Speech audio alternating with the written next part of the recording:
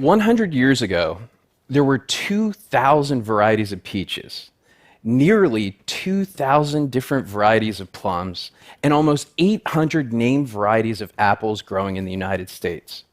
Today, only a fraction of those remain, and what is left is threatened by industrialization of agriculture, disease, and climate change. Those varieties that are threatened include the blood cling, a red flesh peach brought by Spanish missionaries to the Americas, then cultivated by Native Americans for centuries. An apricot that was brought by Chinese immigrants who came to work on the Transcontinental Railroad.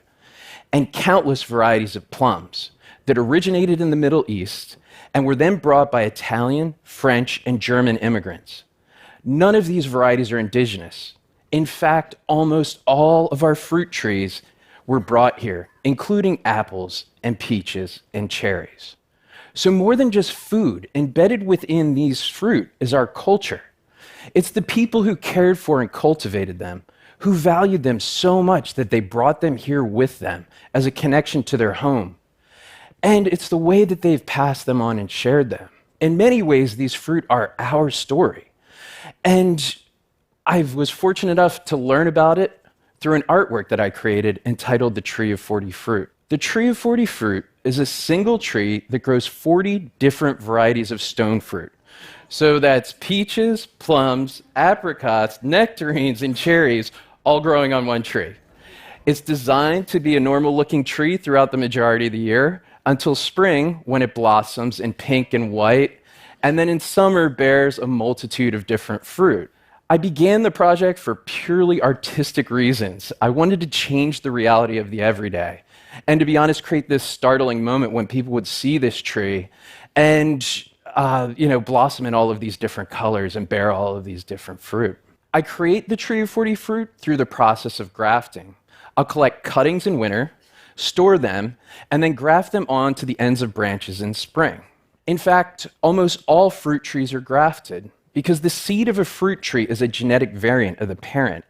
So that when we find a variety that we really like, the way that we propagate it is by taking a cutting off of one tree and putting it onto another, which is kind of crazy to think that every single Macintosh apple came from one tree that's been grafted over and over from generation to generation. But it also means that fruit trees can't be preserved by seed. I've known about grafting as long as I can remember. My great-grandfather made a living grafting peach orchards in southeastern Pennsylvania. And although I never met him, anytime anyone would mention his name, they were quick to note that he knew how to graft as if he had a magical or mystical capability. I decided on the number 40 for the Tree of 40 Fruit because it's found throughout Western religion as not the quantifiable dozen and not the infinite, but a number that's beyond counting. It's a bounty or a multitude. But the problem was that when I started, I couldn't find 40 different varieties of these fruit. And this is despite the fact that I live in New York State, which a century ago was one of the leading producers of these fruit. So as they were tearing out research orchards and old vintage orchards, I would collect branches off them and graft them onto trees in my nursery. So this is what the Tree of 40 Fruit looked like when they're first planted, and this is what they look like 6 years later. This is definitely not a sport of immediate gratification. It takes a year to know if a graft has succeeded. It takes 2 to 3 years to know if it produces fruit, and it takes up to 8 years to create just one of the trees. Each of the varieties grafted to the Tree of 40 Fruit has a slightly different form and a slightly different color. And I realized that by creating a timeline of when all these blossomed in relationship to each other, I can essentially shape or design how the tree appears during spring. And this is how they appear during summer. They produce fruit from June through September. First is cherries, then apricots, Asian plums, nectarines, and peaches, and I think I forgot one in there somewhere. Although it's an artwork that exists outside of the gallery, as the project continues, it's been conservation by way of the art world.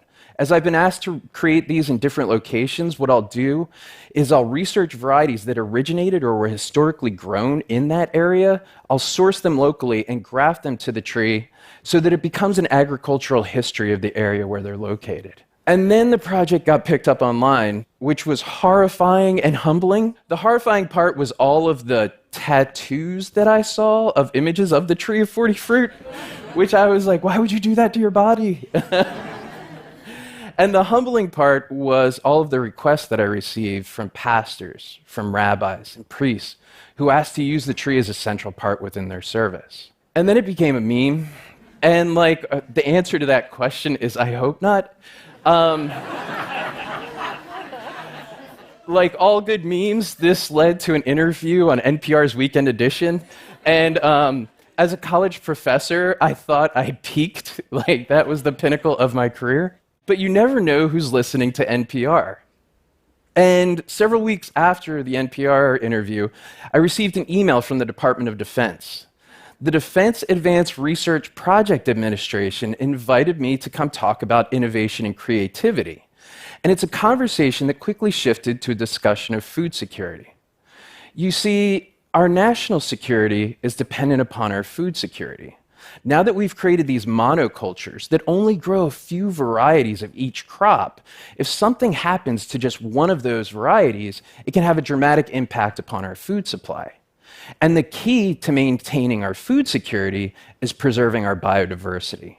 100 years ago, this was done by everybody that had a garden or a small stand of trees in their backyard and grew varieties that were passed down through their family. These are plums from just one tree of 40 fruit in 1 week in August. Several years into the project, I was told that I had one of the largest collection of these fruit in the eastern United States, which, as an artist, is absolutely terrifying. But in many ways, I didn't know what I had. I discovered that the majority of the varieties I had were heirloom varieties, so those that were grown before 1945, which is seen as the dawn of the industrialization of agriculture. Several of the varieties dated back thousands and thousands of years. And finding out how rare they were, I became obsessed with trying to preserve them. And the vehicle for this became art. I would go into old vintage orchards before they were torn out, and I would save the bole or the trunk section that possessed the original graft union. I started doing pressings of flowers and the leaves to create herbarium specimens. I started to sequence the DNA. But ultimately, I set out to preserve the story through these copperplate etchings and letterpress descriptions, to tell the story of the George IV peach, which took root between two buildings in New York City. Someone walks by, tastes it.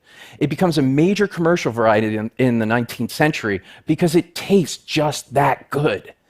Then all but vanishes because it doesn't ship well and it doesn't conform to modern agriculture. But I realized that as a story, it needs to be told. And in the telling of that story, it has to include the experience of being able to touch, to smell, and to taste those varieties. So I set out to create an orchard to make these fruit available to the public, and had the aim of placing them in the highest density of people that I could possibly find. Naturally, I started looking for an acre of land in New York City, which in retrospect seemed like rather ambitious, and probably the reason why nobody was returning my phone calls or emails. Until eventually, 4 years later, I heard back from Governor's Island. So Governor's Island is a former naval base that was given to the city of New York in 2000. And it opened up all of this land just a 5-minute ferry ride from New York. And they invited me to create a project that we're calling the Open Orchard that'll bring back fruit varieties that haven't been grown in New York for over a century.